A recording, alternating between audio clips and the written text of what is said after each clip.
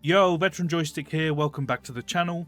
First off, happy holidays. I think we all need it after what has been an insanely weird year. I thought a good way to round out the year was to take a look at some of the most recent developments for some of the upcoming campaign mods coming soon to Baldur's Gate 3. So we all have a little something to look forward to in 2025, including an expansion for Act 2, the recreation of the entire city of Menzoberranzan, and plenty of brand new custom campaigns. In just a few weeks since the last video, there's been some massive progress and some new projects just started that are shaping up to be really interesting.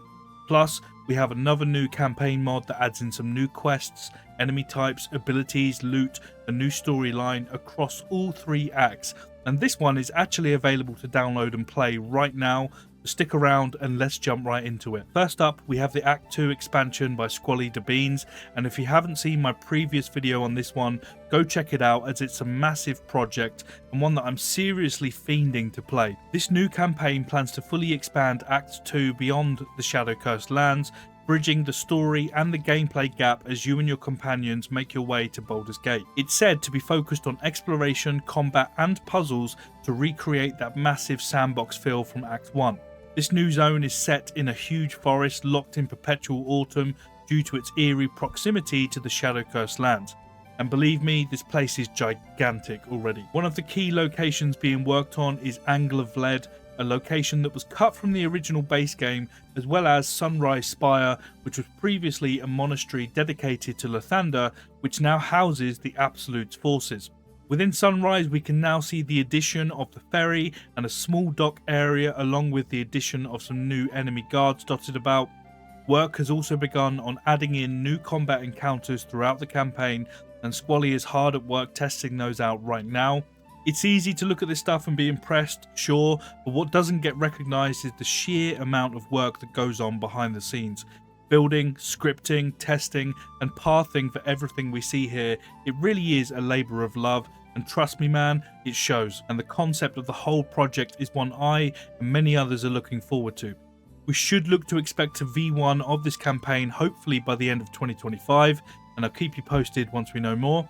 This next campaign is something truly special. I've been following it real close since the first concept came to light, and now we have the release of version 1 expected in just a few weeks.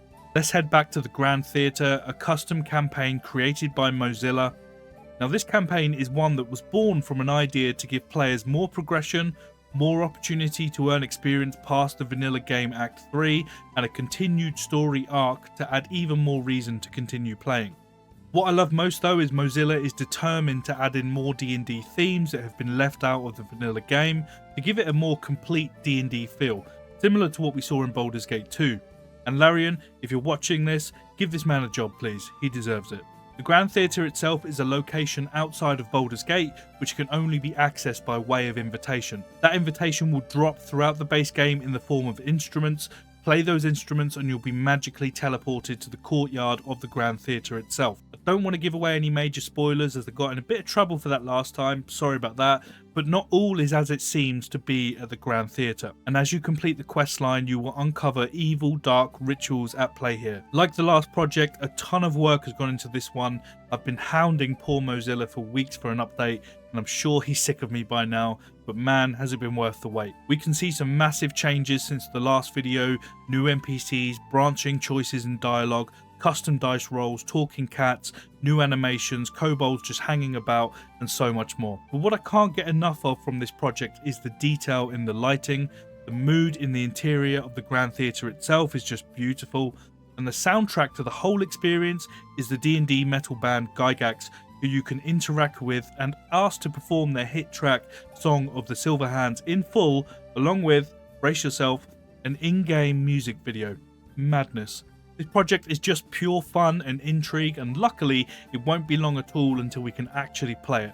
V1 will be released in January next year, giving us access to the courtyard area and the entry hall of the Grand Theatre. Regular updates will come which continue to expand on the storyline and add in new areas to explore. Massive shout out to Moezilla. This is looking fantastic so far, and if you want to help with the project, he is looking for Osiris coders and 3D modelers and animators to get involved to help speed up the development cycle. Plus, you'll be able to have an impact on the story and add in your own twists along the way. I'll link his channel below, but you can also find him on the BG3 modding Discord, link below. Next up, we have Rasmus and his work on the new mini expansion, the Darkbrook, which brings with it a whole new area to explore. The concept behind this one is to create a short mini campaign, I guess similar to a one-shot D&D campaign, one that you can play solo or with friends over the course of a couple of sessions. You start your adventure in the Darkbrook at level 4, and you'll find yourself in a dark, gloomy area where the shadows themselves seem to have a life of their own and creeping closer when your back is turned. And the story arc is around a number of disappearances in the area, and the player is tasked with investigating the mystery and finding a way to stop it. The project aims to add in 3 new playable companions, and all of the NPCs in the area, including the companions themselves, will be fully voiced with brand new lines of dialogue. Besides that, the details are still pretty light. Since we last looked at it, we've had the beginnings of a new dungeon added, which starts off in an eerie basement that includes some new NPCs. The thing that really stands out to me about this whole project is the lighting and overall mood of the area. It's so on point, and the storyline itself really plays into that whole vibe. No confirmation on exactly when V1 is expected to drop, but stay tuned to the channel and I'll keep you updated. Up next, we have a brand new project coming from Snowman Love You, what a name, over on the Discord, and this one is called The College. It's still in the early stages of development and the main story is still being fleshed out,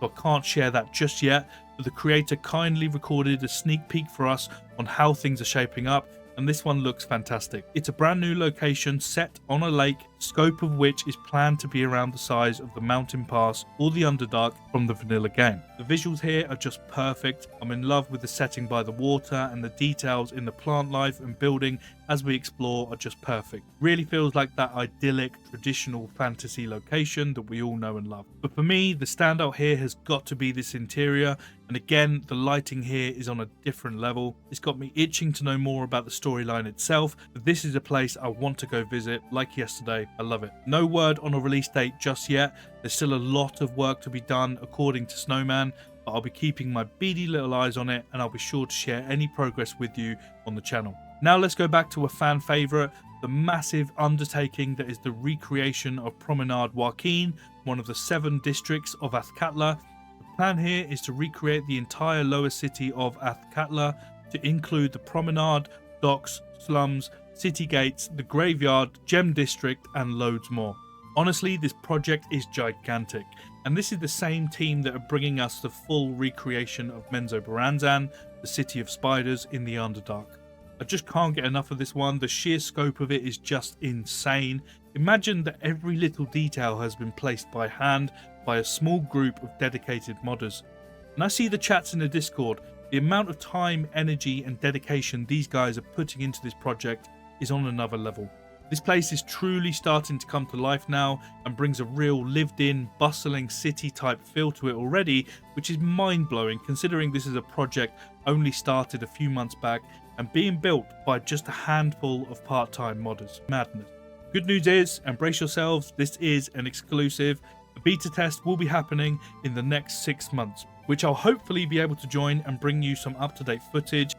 And this last project is one that admittedly I haven't tested myself yet, but it caught my eye today as it's available to download right now on Nexus. Rise of the Gold Members is a brand new adventure for Baldur's Gate 3 that brings with it new enemies, bosses, spells and items to find. It introduces a brand new faction, the Gold Members, which will cause you to encounter Gold Member elites as you play through the game. These mysterious characters can offer aid, sell valuable items, or offer trials to test your worthiness.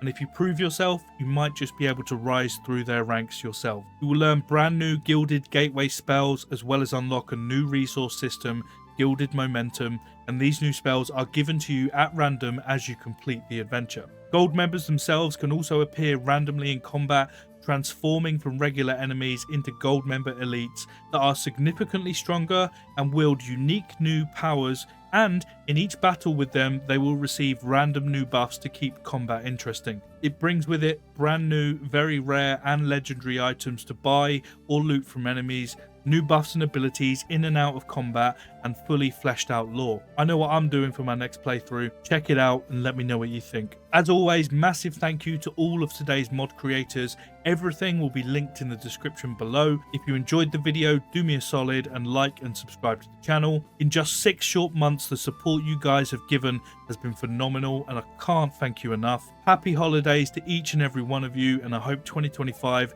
is a happy year for you and your families. The biggest of love to you all from me and mine. I'll see you in the next one.